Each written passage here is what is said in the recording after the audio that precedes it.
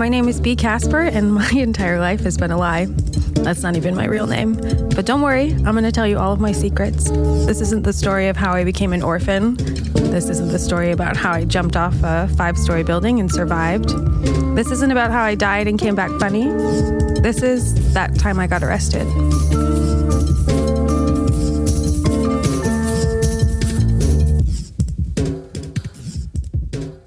So I guess I'd like to be as vague as possible as to how we know each other, but I will say the one thing that you did was sell me acid when I was a teenager, and it was the first time that I ever took acid, and you sold me 10 hits and I took them all at once, and I had my fucking mind exploded. And I'd like to thank you for that. I mean, first and foremost, because that was the most transcendent experience of my entire life, but also because that fundamentally changed me as a person and really shaped who I feel like I became and am today, good and bad.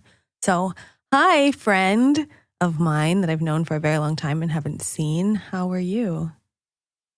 Why didn't you tell me that you took them all at one time? I think I did tell you that because I didn't know what I was doing. It was my first time, and I knew that you sold drugs, and I wanted to try this drug because I had read about it and heard about it, and I was like, hey, can you ever get acid? And you were like, I mean, sometimes. And I'm like, well, when you get it, let me know. And then one day, randomly, you called me and you were like, I got doses. You called it Mad Hatter, and it was on sugar cubes, and you gave me 10 of them, and I did them all at once.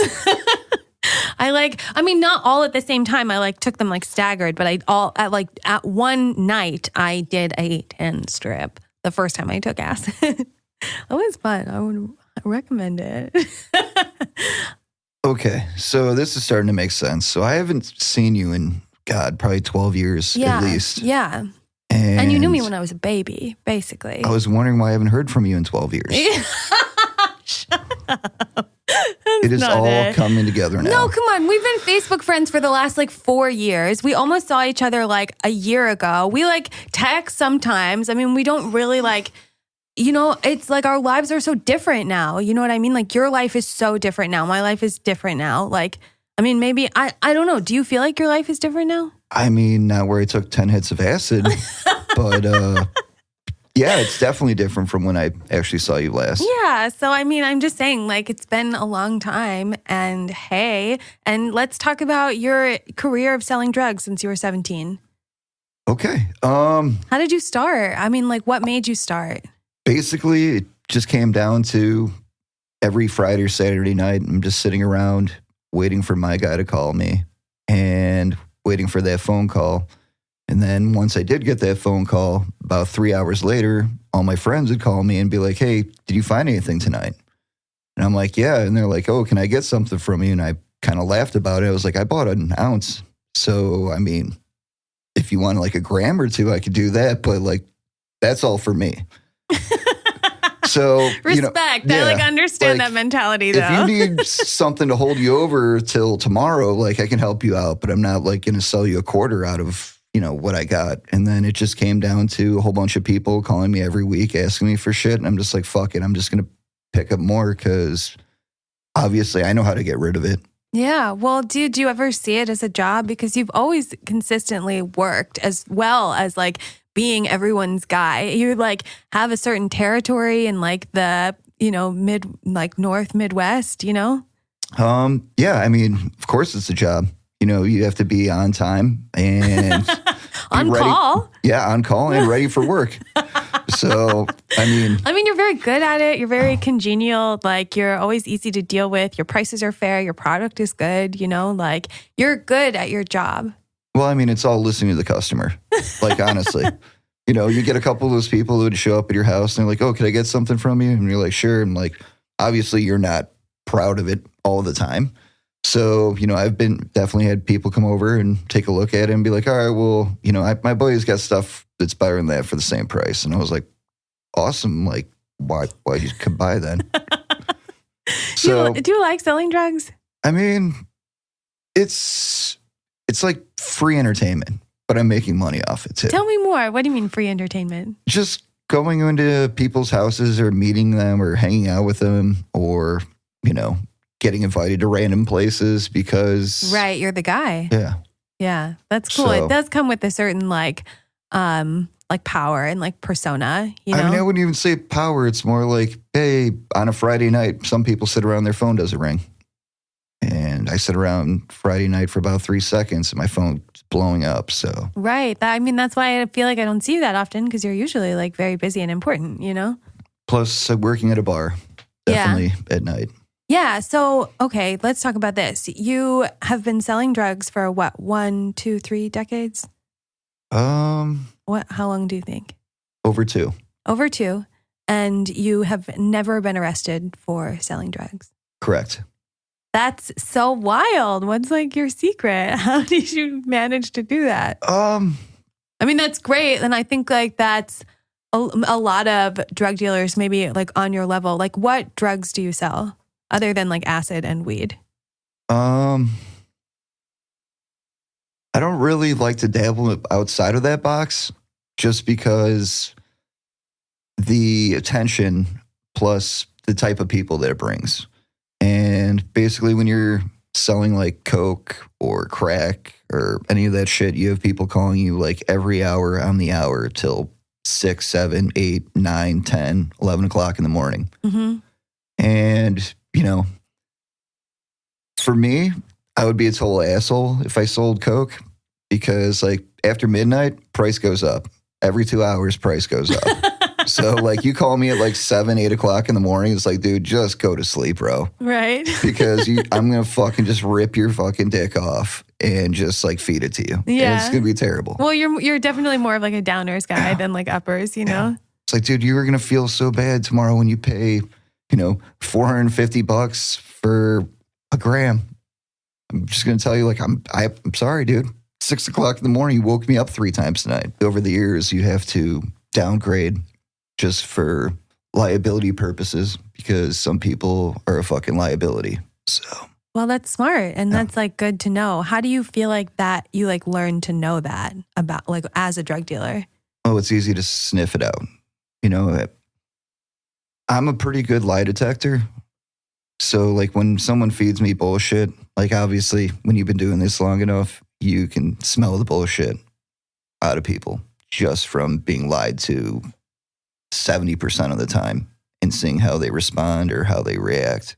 Almost like a cop. Isn't that funny? Very much like a cop. That's so interesting. So like you as a drug dealer, a successful one, because I would say the success is in the like never getting arrested and never getting caught or busted for, doing things that are highly, highly illegal. And like the stuff you have been arrested for, which I'm honestly not even interested in because it's like not this stuff, which is what I think is interesting because there is like a whole subculture of people that are kind of just like you and me where I don't think if anyone like met you outside of that, like, I don't know, like, I'm not saying that you don't seem like the guy, but you don't seem like the drug dealer in the room. You know what I mean? I don't think that's like the first thought that I would have when I saw you like in a group of people, I mean, that's probably also why I'm so successful. Yeah. Yeah. And that's great though. Like, where did those instincts come from? Like, how did you learn how to do this effectively? How did you learn how to become like a cop, without going to the police academy? It's, I don't think know. You're just so smart and intuitive. Trial and error. And just like, over time, you just realize that most cops are cool people, they don't want to be lied to. And if you are a better bullshit artist than they're accustomed to coming across, then you can get away with it. And if you seem like a genuine, like lost or whatever, like getting pulled over so many times in my life with shit on me or having stuff on me or getting pulled out of the car and searched, I've never gone to jail for anything more than paraphernalia. That's amazing. So, can I get a high five? And you're also very like funny. Yeah, I mean, I think that's because you're charming. You know what I mean? Thank you. I think that kind of comes with it because you're like constantly dealing with different groups of people, different kinds of people, like a really wide array of like just types. You know what I mean? You get to see like a little bit of everything because you meet so many people because you've got all the drugs. Um, yeah, you do get to meet a lot of people over time, and people that you wouldn't think that you'd like. I've met some people recently, and then I come across. They're like, "Oh, I want to meet you. Have you meet some of my friends?" And I didn't know these people. They didn't say any names or anything. And then I ended up finding out that I went to high school with these kids, and I haven't seen them in like 20 years. So that was kind of funny. And I'm not friends with them on any of those social media sites or anything like that. So just coming across someone that you haven't seen in 20 years, and it's like full circle. Like, this is how I met them, and this is how I last saw them. And not much has changed with them in 20 years. So, isn't that funny? Yeah. Well, and so now you still sell drugs, correct? Yes. And you also have like a side hustle that's very intriguing. Can you tell me a little bit about it? Sure. I sell chicken magnets. Come on. They go any size from like an inch up to like 3/4 of an inch. Right. And they're only produced in China. Okay, but what do you really sell? Refrigerator magnets. I sell craft beer. Okay, like what does that mean though? Because that's like so does Benny's. Yeah. I know, I've seen their selection. It is amazing. I actually have a Benny's card. Shout out to Benny's. I'll see you Black Sunday. Or sorry, Black Friday. So basically working at a bar over, the years and listening to different people come in and talk about like, the best beer that they've ever had and, where they had it and whether it's special release or something like that. I just kind of sat back, listened to people, and then I went out and I was like, well, there's no way this beer can be the best beer, and this beer can be the best beer, and this beer can be the best beer. So then I started seeing if there was like a market for it, and there was a market for it. And it was kind of something that just made sense to me. It was like almost collecting baseball cards. Like for this style of beer, I don't even drink. So like it was fun to like go out and chase it and then turn around and sell it. Yeah. Instead of being like, oh, I need to like consume this. You're like, no, I'm just going to have this for like, just like the way people collect like pens or coins or something, Exactly. You turn around, you're like, this is an investment of time, Sometimes it is and sometimes it's not. Like I always tell people, you're going to get more money for that item if you're in the first day or two than you would if you waited a year. And that has become true with 90% of the things that I've come across. Well, you seem to have like a very entrepreneurial spirit in the sense that you like sell drugs. You've been selling drugs since you were 17. Now, like, do you want me to say how old you are? Now that you're getting to whatever age you are selling beer and drugs and you're doing all of this stuff illegally. You're making all of this like tax-free money and you're sort of like a revolutionary anarchist, like you low key like are fucking the system like in the best way that you can because you're just like taking your money that's like yours, Can I stop you right now though? Why? What? So tax-free, that's funny you bring that up. So I have sold so much beer and weed. Well, we'll just go from the beer. I've sold so much beer in 2016 that this is right when PayPal had to present all the sales on the internet to the IRS so people can actually start paying taxes on that. So I got a bill last year for $16,000 from the IRS. For 2016. Oh, you poor thing. And that was just for my beer sales. Yeah. That wasn't for the rest of my life. Well, you better I paid taxes and everything went through H&R Block, everything solid. Did my taxes last year and they're like, hey, you're going to get this much back. I'm like, awesome. I'm going to get like $1,500 back. And then not only did I not get my tax return, but I got a note from the IRS saying, by the way, we took that shit. And you only owe us like $13,800 now. I'm like, I don't have $13,800 like at all. I don't even have, I got 3,800 possibly, but not, 13,800. Sure. So now it's like, what do you do? What do you do? What are they going to do to you? They said they were coming get me. No, shut up. Yeah, like this weekend. So. Oh, come on. What's Time's really up, the plan? I guess. So I think when I get home, they're probably just going to be waiting there for me. No, what are the real consequences? Do you have to go to court or like? Oh, I don't know. They're going to file like, I don't know. Are they going to dock your wages? Yeah, maybe. You know that song by Guns N' Roses, Patience? No. That's what I have. Just patience. I'm just patiently waiting to see what happens. Oh, word. Well, so maybe you'll have a better story soon. You get arrested for selling beer. That'd be fucked up, huh? Yeah, dude, that's so funny. You've been selling drugs for 20-something years, but you got arrested for selling beer. Yeah.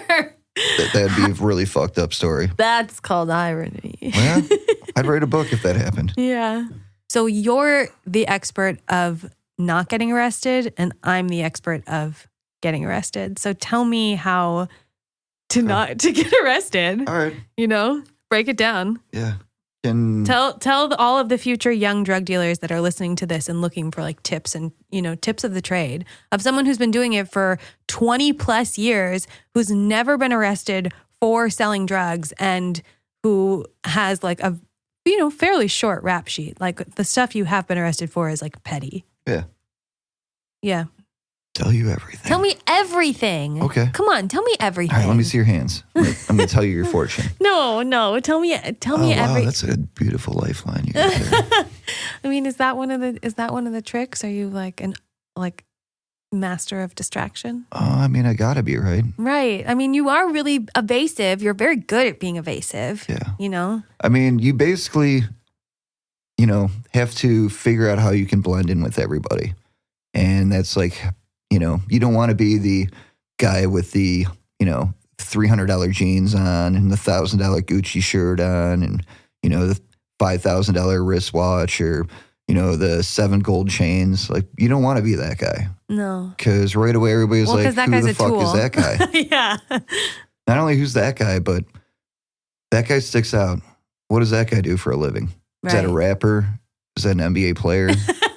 Like, you tell me. Is that what you get think you could get confused for often? Me? Yeah. I get confused for the complete opposite of that. What's the opposite of a rapper and an NBA I'm like, player? wow, look at this guy over here. And I'm just like, yeah, barely even noticed me. It took you like 6 hours. And here the whole time. No, you're the funniest one in your friend group. I mean, maybe so, but that's from just sitting back and like watching shit unfold in life. Yeah, isn't it? That's hilarious. It's so true. Some people are just like get so pissed off about that one thing that happened. It's just like, why don't you just sit back and look at how everything unfolded? Because I think it's going beautifully right now. So that's a great attitude. I mean, yeah. I mean, every day. Yeah, and the drugs do help. Let me tell you. Right, yeah. I mean, being high all day definitely does help. Yeah. I mean, when I say high, I mean, I'm just smoking pot. I'm not dropping acid all day because that's every day. A suicide mission. But not every day. Yeah, I'm not taking 10 hits at one time. Like, okay. Fucking who would do that? I don't know. Why did you give me 10? Did I give you 10? Yeah. No, I didn't say, hey, you know what? You probably need twice as much of this to get off. But I have 10 for you. You gave me 10 and 0 instructions. That is a lie. First of all, folks, do not believe that. That is complete bullshit. I said cut that in half. What? Really? Yeah. I don't remember that. Okay. It must have been all the S. Yeah. Well, go big or go home is my motto. I mean, I didn't know that till now. Right. Did you were you tripping for those weeks I was talking to you afterwards? I mean, for probably like a full 2 days, sure. Okay. Yeah. That's so bizarre. Well, it was such a weird situation because I took that acid and then got on a plane the next day. Yeah. And so I was tripping while I was on a plane, and it was my first time taking acid. So it was just kind of like, how'd you get to the airport? How did I get to the airport? Yeah. I got a ride. I mean, I didn't drive. I definitely didn't drive myself, Yeah, but who, what they do? Just drag you out of bed and throw you in a cab? I mean, I didn't sleep, obviously. Yeah. Did they rinse you off in the shower before they put you on a plane? Or? I don't remember if I took a shower or not. Gross. Yeah. Gross. Yeah, but yeah, being on a plane on acid was interesting, especially because it's my first time. Okay. Yeah. I've never done that. That's crazy.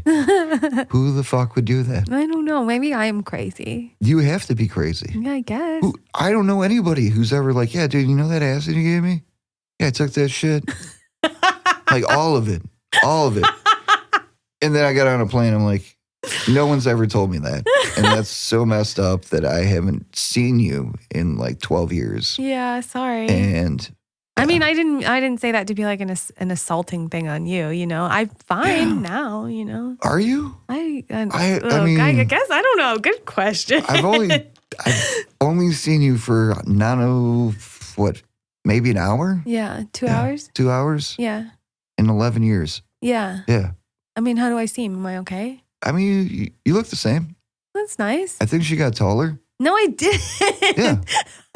I mean, that sounds terrible for me. You know what? Because I was a teenager when we met. I was a kid, and I also you used to call me Little Bear. I did, and you used to call me Moon Boots. Yep, that is true. And our fun little nickname, and you were a lot older than me, and you would just sell me drugs, and we were friends, and you did me a lot of fucking favors, but you know what I mean? It's we have a weird, we're close, but also have sort of a distance between us. You know what I mean? Yeah. Yeah. And we've, not to make it weird, but we've never had sex, which I feel like is an accomplishment for an opposite sex relationship to be able to maintain. Cause I still like you as much as I do now, as much as I did 10 years ago, I still think you're the same funny, sarcastic person. I don't see you That's as questionable. I mean, I don't see you as I don't know, you didn't take a turn for the worse or anything. You know what I mean? And you you fucking made it, man. Not in jail. Yeah, not in jail. Up top. Up top again. Boom. Yeah. So basically, how to not get in trouble with the law and kind of stay below the radar is, something that you just have to figure out by going to wherever you plan on selling at. So if you plan on selling at weird hours, in meeting up with someone, I suggest them not coming to your house unless they're going to stay for, a couple hours. Because no cop is going to stake out someone's house and watch people come over and hang out for hours. Because there's just no point. Because they can't prove that you're doing anything besides hanging out for hours.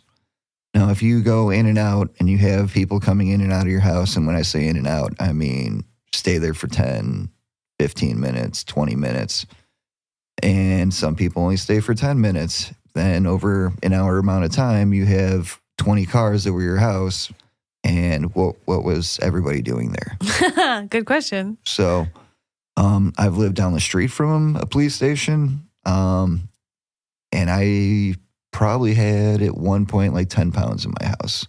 And when I say down the street, I'm about a quarter mile. Same side of the street. Oh, fun. So multiple cops pass my house every day. Not stressful at all. Not stressful. I mean not stressful for you, yeah. I lived in a house with a bunch of roommates. And basically, when you have 5 roommates, it's easy to hide 5 people stopping at your house and staying over. Yeah, good point. So whether they're my roommate or whoever, this cop would have to do a lot of investigation instead of who is this person now? Who is this person? Who are they friends with? Why are they there? It's just too much homework. So that's why a lot of people get away with selling drugs in an apartment building, because with a lot of traffic, it's easier to hide depending on what floor you are.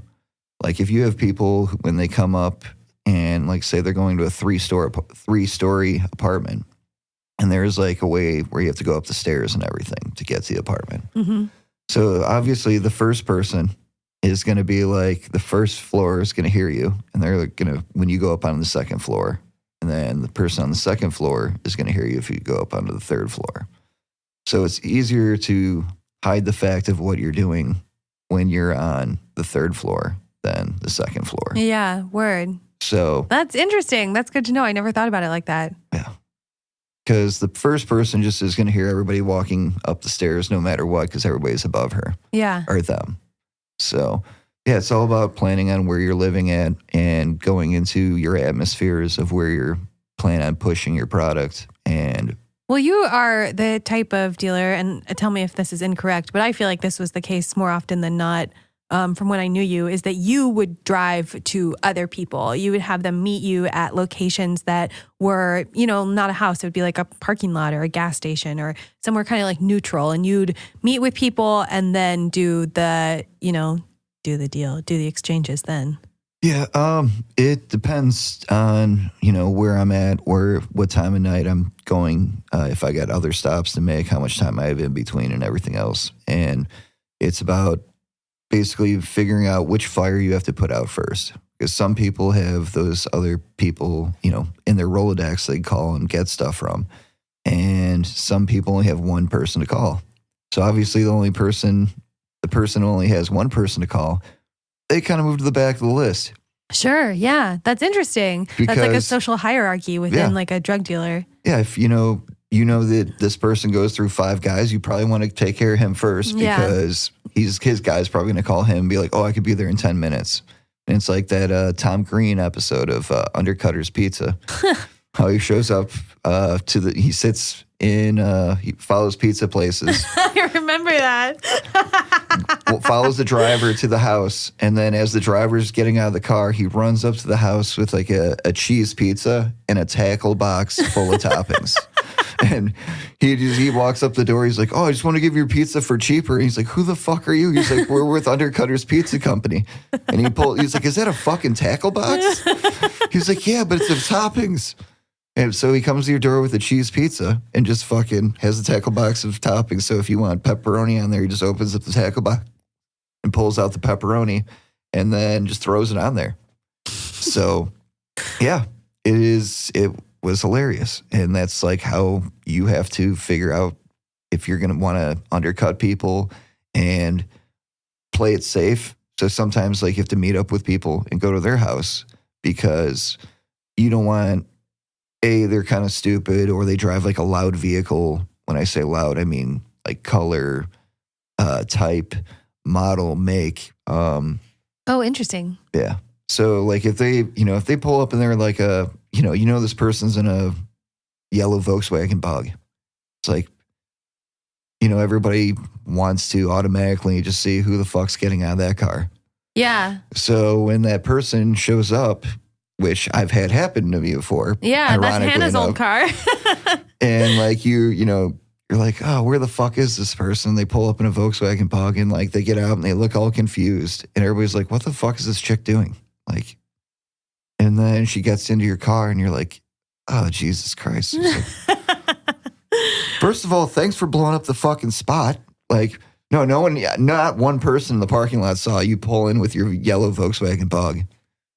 So speaking of that though, like how do you discern how to take on a new customer? Like how do you know if someone is safe or not? Because I feel like that's something that you're really good at is like... Well, you have to be. I mean, you're good at reading people, but like how do you know that they're not a cop? Well, it's funny because like a lot of the people who get introduced to cops are, because I deal with the younger crowd and the cops that they get introduced to are people that I know or, people I've come across through in my time. Like one of my friends, or I wouldn't say one of my friends, I worked with this guy at a bar and he got arrested by a guy that I worked with years ago at a car wash. And like he told me, I was like, he's like, yeah, I got busted by an undercover cop. And I was like, who? And he told me the name and I was like, are you fucking kidding me? I'm like, I worked with that guy 10 years ago at a car wash.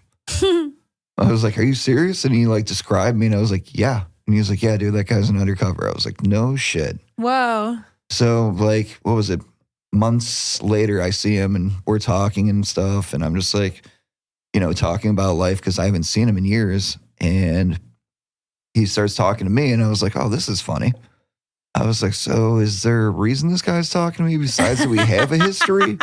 Or am I the next Mark? That would make me nervous. Yeah. So I'm just like, yeah, man, like, how you doing? I haven't seen you in a long time. Like, what have you been up to? And he was like, oh, I'm just, sitting behind a desk all day and stuff. I'm like, oh, yeah? Like, doing what? And he just kind of like acted like he's never been asked that question before. And I was like, okay, like, that's kind of weird. So I was like, hey, asking more questions like how long you been there and just random stuff. Like I'm interrogating him. Nice. So tables are turned. Goddamn right they are. What are you doing now, pig? Like I can sniff you right.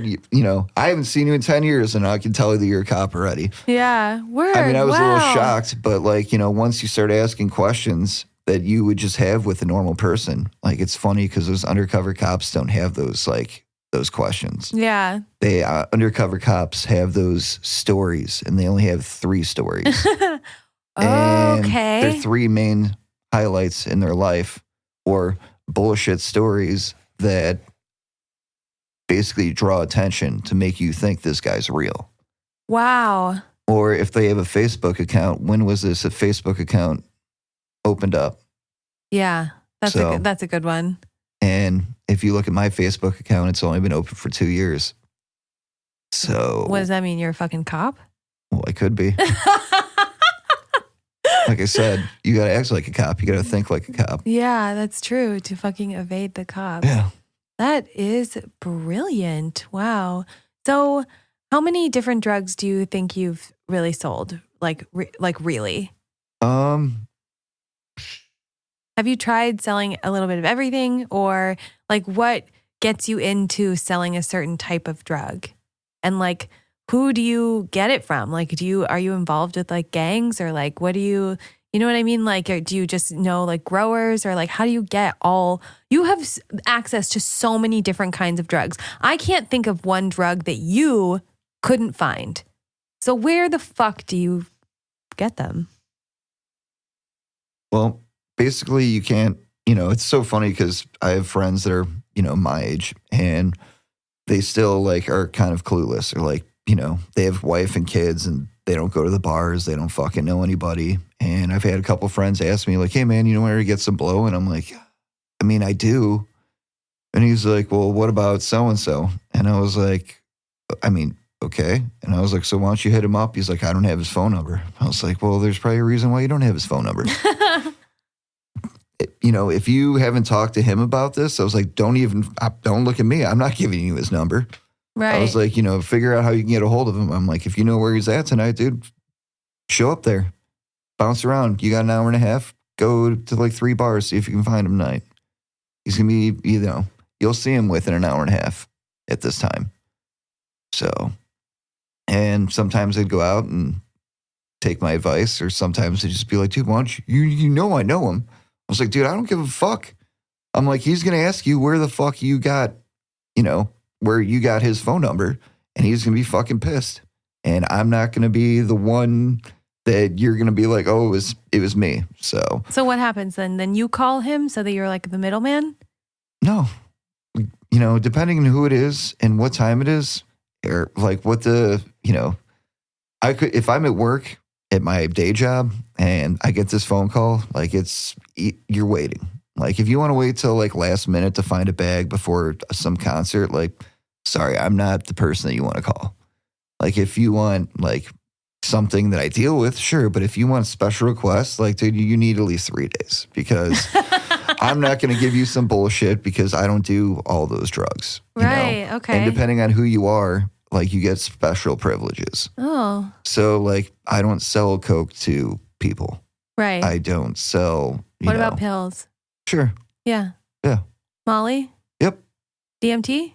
Hard to find. Hard to find. Acid? Acid? Yeah. Yeah. Mushrooms? Yep. What else is there? Peyote? No, sorry. PCP? We're in Illinois, folks. PCP? No, sorry. Heroin? Access to, we'll never sell it. Word. Yeah. Ethics. Huh? Yeah. You have like a moral code. Fucked up, huh? I mean, not at all. That's like, not even fucked up. I feel like that's pretty standard, Yeah. I know people like look down on drug dealers like they're pieces of garbage, but I definitely do have standards. I will not sell, I'll sell coke to you if you're a friend of mine. Because you have some special occasion coming up, boys' night out, whatever, your wife's out of town for 3 days and you just want to fucking do some because, you haven't done shit in 8 years. You cater to a certain type, Yeah. I'm thinking. Yeah, 100%. Like, if you're just any Joe Schmo, like, hey, dude, you know where to get some blow? I'm like, no, man. Do you know where to get some blow? Is it any good? Okay, no wonder. That's why you're asking me. Like, just coming across people over time and just kind of like sniffing out the way people approach you or say something or like that. Like, I have like at least 5 or 6, 7, 8 friends that have had their houses raided. What? 9. Never yours, though. No, never mind. Never mind. Are these friends, are they known drug dealers? Are they drug dealers for real? They weren't even like, one of them was wrong place, wrong time. He went over, so he showed up at this other kid's house that is a drug dealer, and this kid was like 16. And the kid who got also arrested and house raided, he was like 22 at the time. So he's going to meet up with the 16-year-old. They automatically thought the 22-year-old was the one that was selling the 16-year-old drugs, but actually it was the 16-year-old selling the 22-year-old drugs. That's hilarious. So when the undercover cop showed up and he actually had a gun on him, which I thought was fucking hilarious, because my buddy said, like, when he saw the cop move, he saw like the fucking cop, like, or the gun stuck into his pants.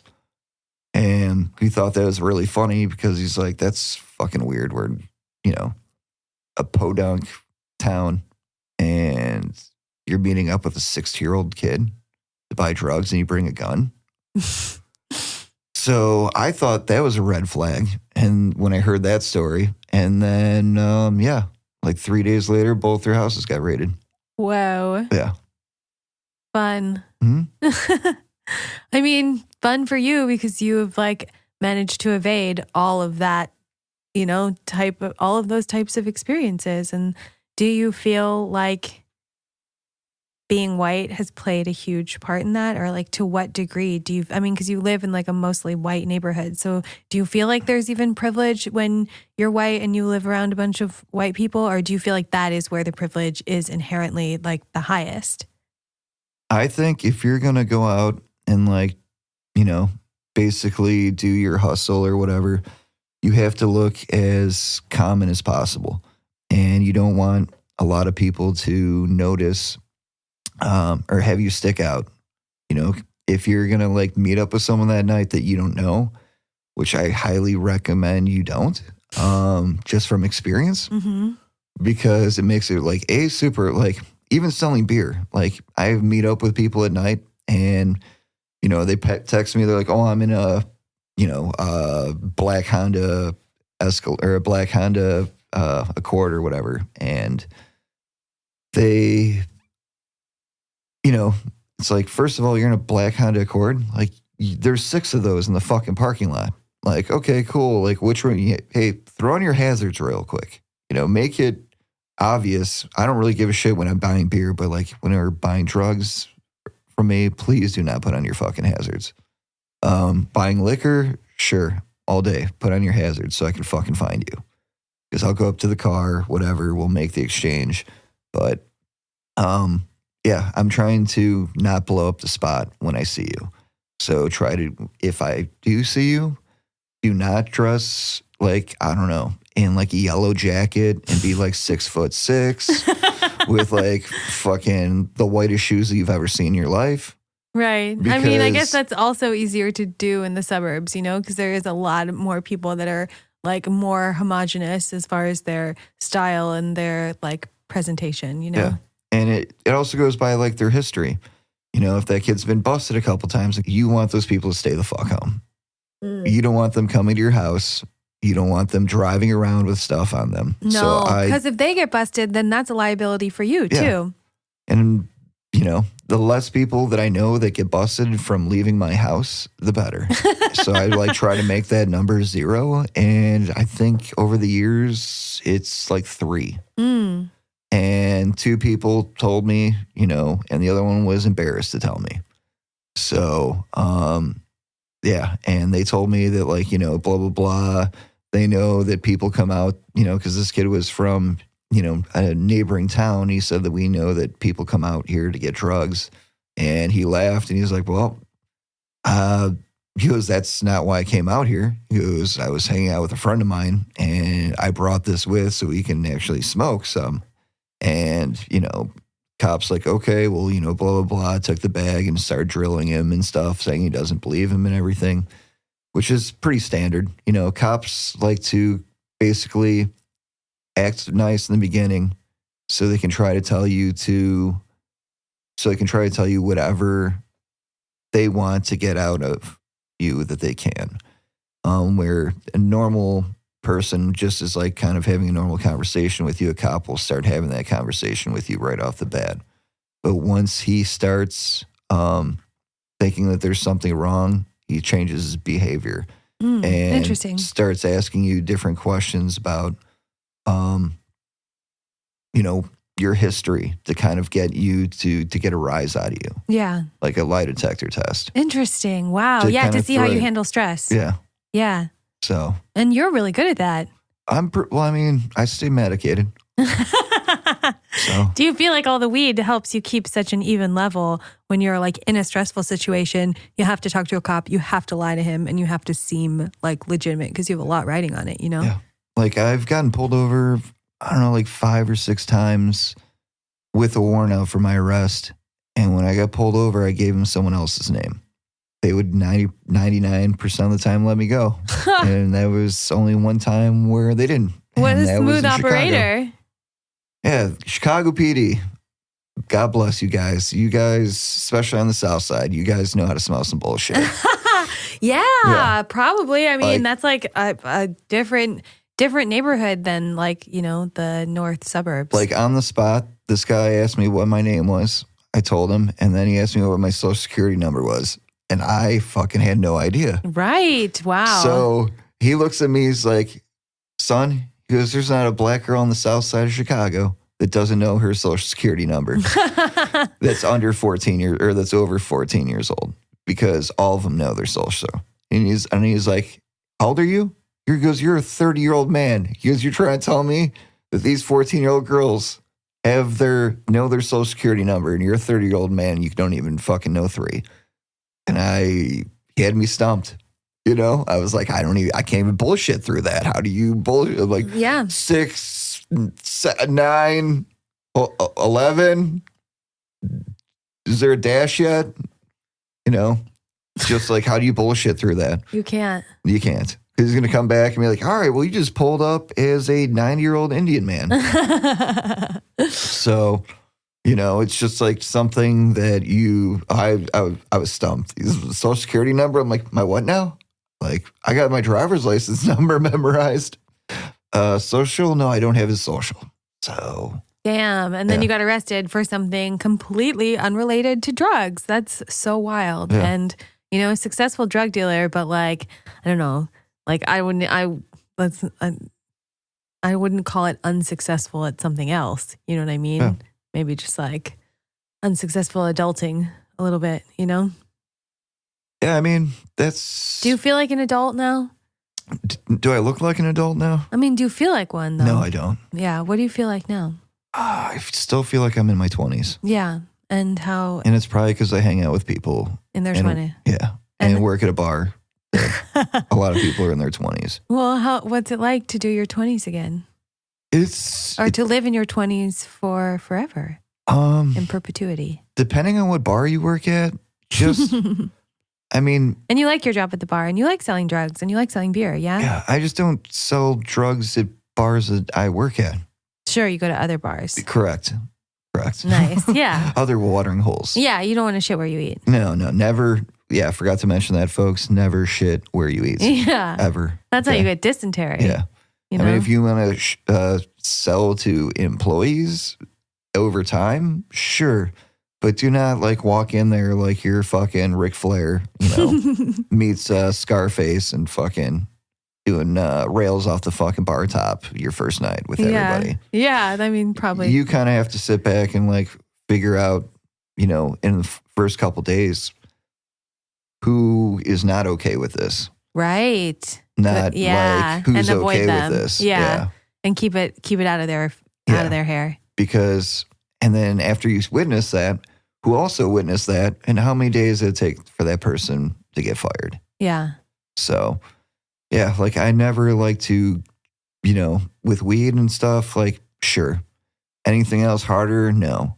The bar that I work at has a concert venue also. So, like, I've had bands come in and ask for drugs. What kind of drugs do they ask for? Depending on the band. Depending on the band. Yeah, right on. Yeah. So, it was funny. Like I gave, a couple of these guys that they're not from around here. They're from like California or New York or whatever. And they need a hookup for whatever. And they, they're like, dude, like some of my guys' phone numbers have changed over the time and blah, blah, blah. And I just basically told them like, this is my phone number. This is me on Facebook.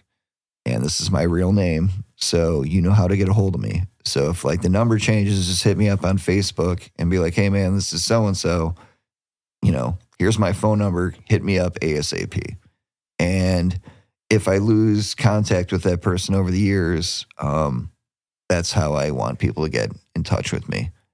Like, I think Facebook is fucking stupid. Yeah. I think it's one of those things that basically, like, if you want to like, hey, it's look where I've been or look what I do. But like, I think Facebook should definitely be like something for like bands or comedians or some type of entertainment.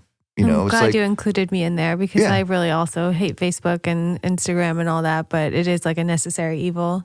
Yeah, because how else do people know what you're doing? Yeah. And for me, like, I'd rather not have people know what I'm doing. So I like post like, if I'm going to a beer release, I want people to come to that beer release and hopefully let me sell their beer for them. Yeah. So, I'll let a whole bunch of people like, hey, you want to make like $200? I'm like, how? I'm like, just stand in line with me. I'm like, you pay $20, you stay in line with me for 3 hours and I'll give you $200. That's a whole thing in New York. I think there's like an app where you can just hire someone to stand in line for you. Yeah. Like crazy. I've gone to beer releases where guys bring homeless guys to the beer releases. Fuck? And then like offer them like, I'll buy you 2 packs of smokes and a bottle and like, I'll feed you breakfast. Oh, wow. Yeah, you stand in line.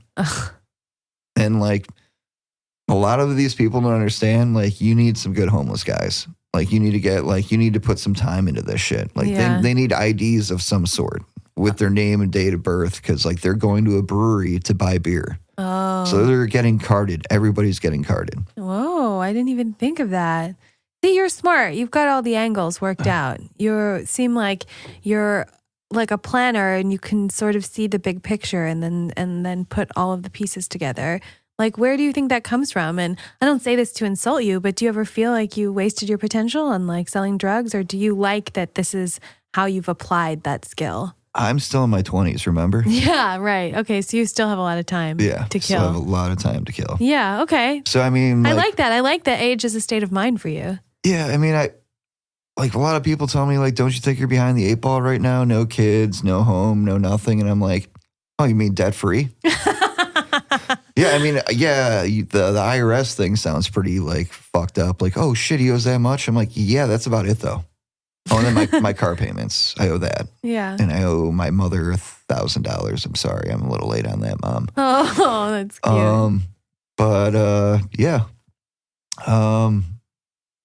Could be worse. I could have $50,000 in school debt. Yeah. I could have a mortgage that I could have bought, before the housing market collapsed. Right.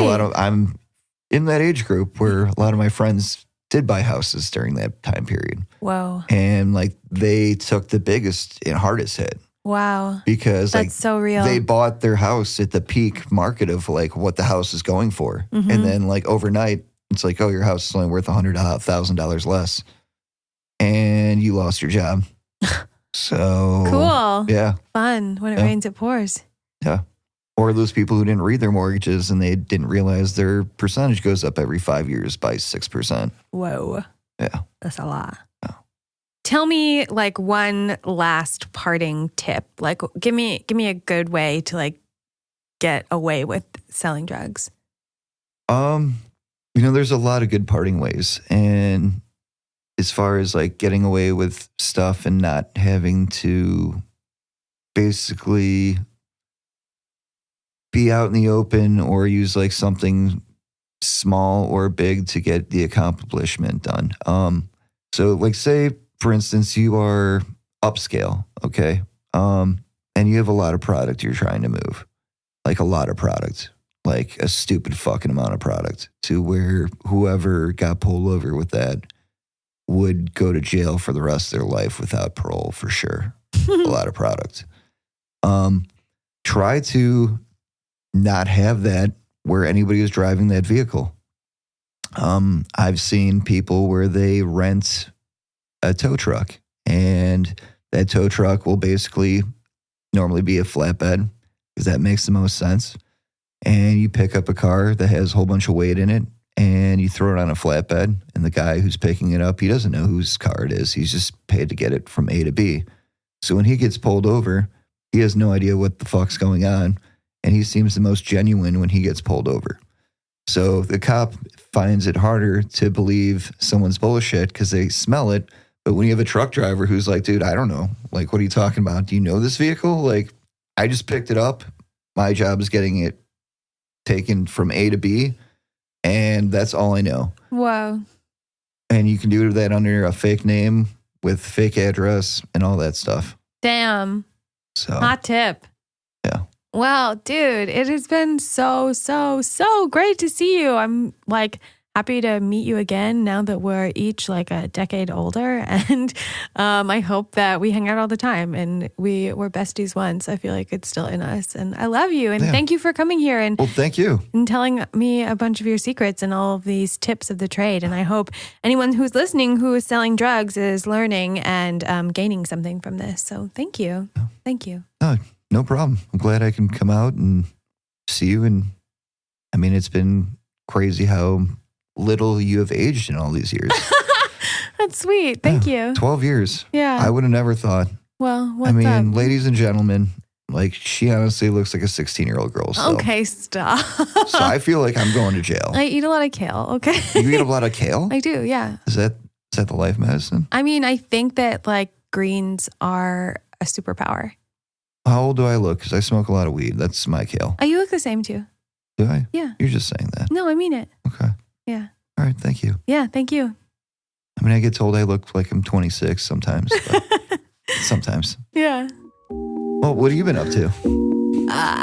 Well, let's have a cigarette and I'll tell you everything. Why? Why? Bon voyage.